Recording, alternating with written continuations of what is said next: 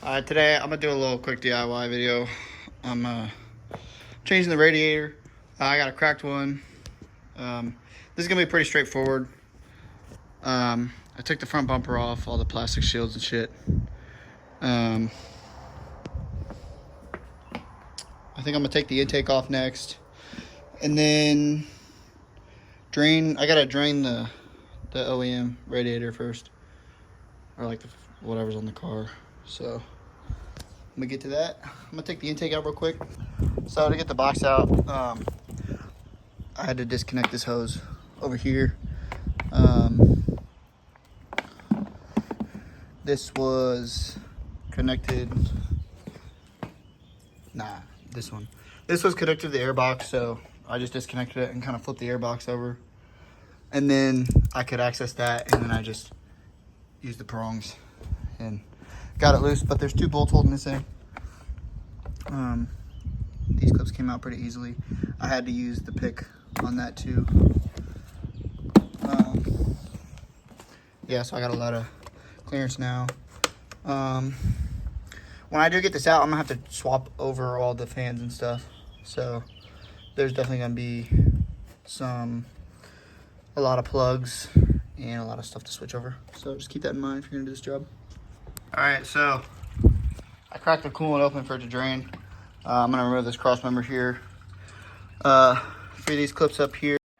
I started yapping in this clip. I didn't have to do anything with the harnesses or the horns or anything. I just freed up the cross member and then kind of freed up that harness there that I'm touching. And then I was able to just kind of rotate it around. All right, I was able to get it free. I disconnected a 10 mil down here that you kind of have to go underneath this to get to. There's like a harness, plastics back here that is attached like on some of these bolts here. So I'm just leaving it there, and I can kind of pull this forward. So once I get all this other shit disconnected, I'll be able to, I should be able to lift this out. So, you know, I was looking back here, there's quite a bit of stuff actually. I'm gonna take this off next. And then there's a few plugs. Hopefully I can leave most of this stuff attached to the radiator. Like, I'll get this off and then probably disconnect the radiator. I'll be using that as reference to see how it's connected. But yeah, hopefully I can leave the fans and stuff on when I go to pull it out. All right, so far I got this one unplugged. I got that unplugged. This connector was tricky. This one was pretty easy. This is what I use to get the connectors off. It just makes it really easy. And with the 45-degree bend, it's pretty cake. I just disconnected this, and the port, whatever you call it, broke off inside of there, so I'm gonna have to extract that somehow. I just disconnected this one. Now I think I should be able to pull the tank off now. This is just like a purge overflow hose, whatever. So I'm gonna take these two 5mm Allens off, and then I think it should just come straight out. I don't see any connectors on it or anything, but yeah, so I'm gonna do that now. See a 4mm, just like my video over the valley plate, I'm putting all the bolts back where they go, just so I don't have to keep track of them. So I put those back. This thing's pretty loose. I'm gonna see what's attached down here, and then go from there. I've never really done this, so I'm not following a video or anything, so probably should be, to be honest, but whatever. All right, another update. This is gonna be like an update type of video. There are two 10 mils on the bottom here. They are holding brackets for this line. There's one right there, you can see. And then there's another one right around here. Yeah, right there. Towards the middle, bottom. So you're gonna want to take those off. Next, I noticed it was pretty free now. I also took these off. These were kind of sticky, kind of tough to get on. I used a plastic tool to kind of break them free. I got that one off, and then I pulled that one off down there. That hose clamp, or the hose clamp was kind of tricky. I just used those on both of them.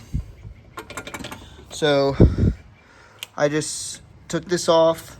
Then I'm gonna free this bracket here up, and then, damn, it looks like there's more lines.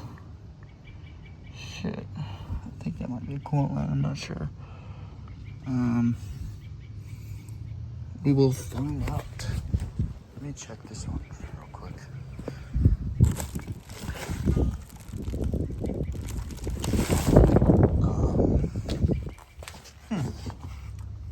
That's weird.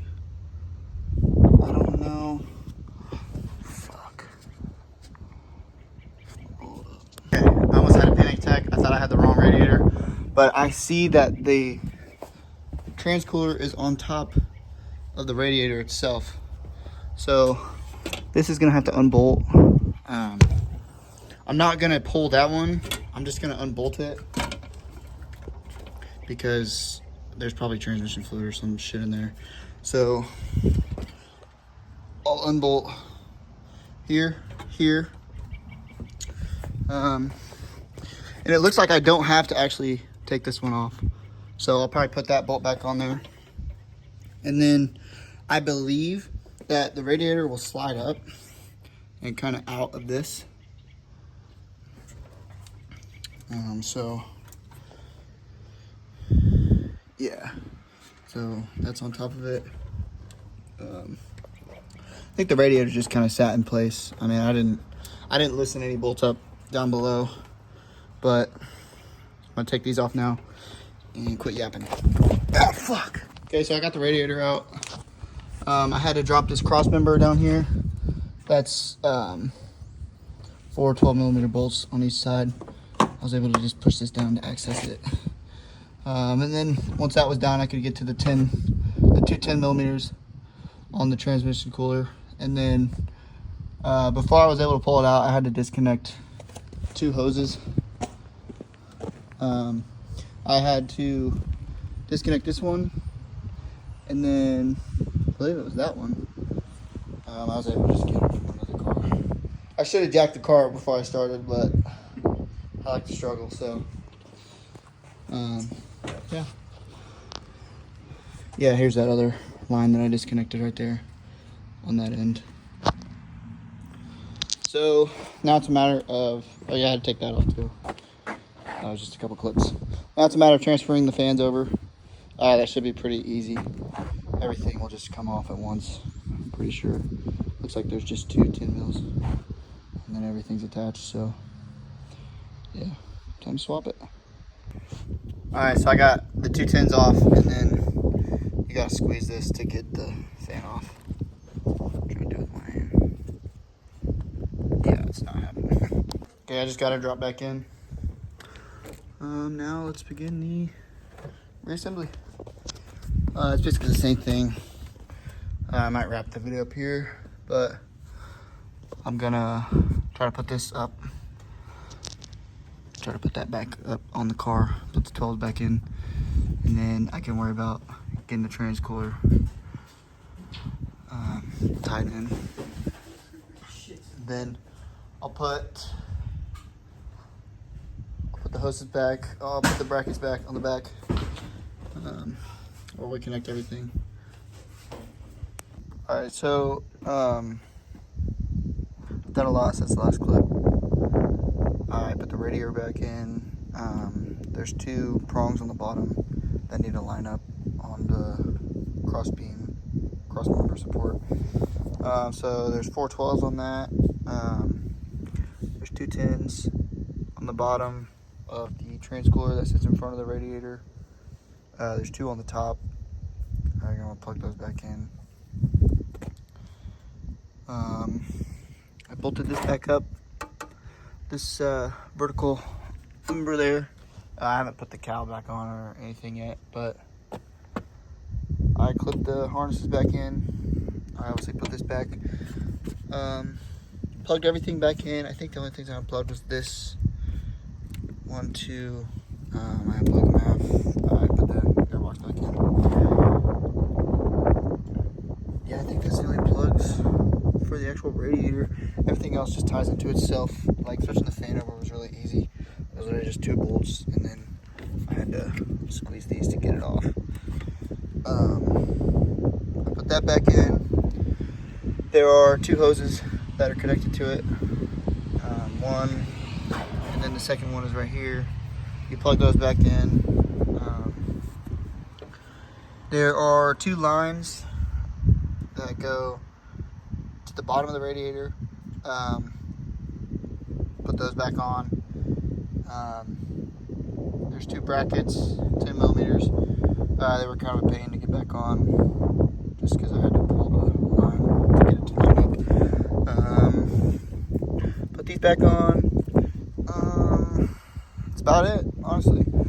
Put the airbags back on, airbox back on, and then I started bleeding the coolant. That took a while. Oh yeah, this little piece, this little plastic thing right here. Make sure you swap that over. I set it aside and I almost forgot until the wind caught it and I heard it blowing down the driveway. I think that must be to cool the fuse box or something, whatever's in there. I think it's a bunch of electronics. But yeah, overall, it wasn't too bad, just time saving. I never done a radiator before and I didn't follow any videos, so but everything went well. I'm still working on draining the coolant right now. And then obviously I gotta put all the plastics back on and then I'll be done. So yeah, try not to crack your radiator, because then you'll be doing the same shit I'm doing right now.